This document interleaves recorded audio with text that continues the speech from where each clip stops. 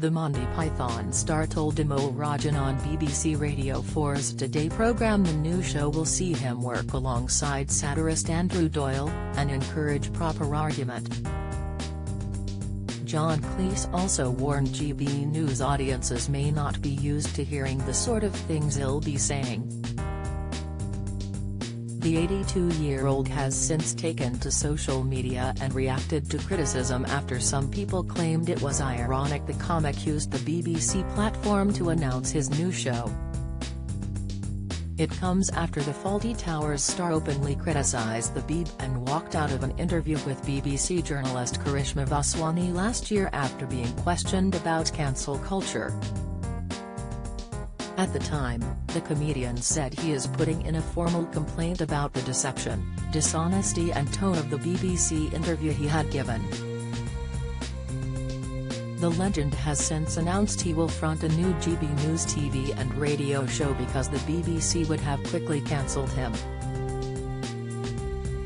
Social media users have since taken aim at the veteran comic amid claims of using the BBC. Twitter user Nikki Clark commented, "John Cleese using his BBC interview promoting his new GB News show, to decry the BBC for censorship and cancelling is the best example of entitled men not thinking they're quite entitled enough, that you'll hear today."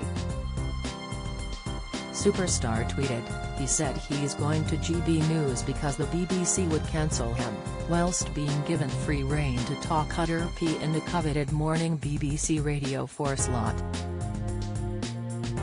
Ava echoed, John Cleese, on the coveted 8:10 slots on BBC's flagship Radio 4 show speaking about his concerns for free speech it's just unreal. Caroline quizzed, why is Today on BBC Radio 4 giving a massive plug for GB News and John Cleese?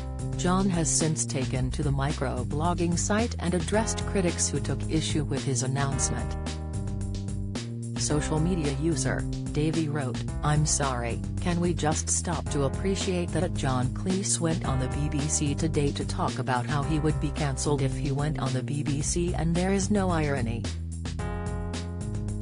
Madonna, 64, causes stir in TikTok clip coming out as gay latest Philip Schofield not aware of pal's revenge case after guilty plea update Alex Jones looks worlds away from the one show sofa in busty display pictures, in view of his 5.7 million followers. John replied, "It would depend on the subject, wouldn't it?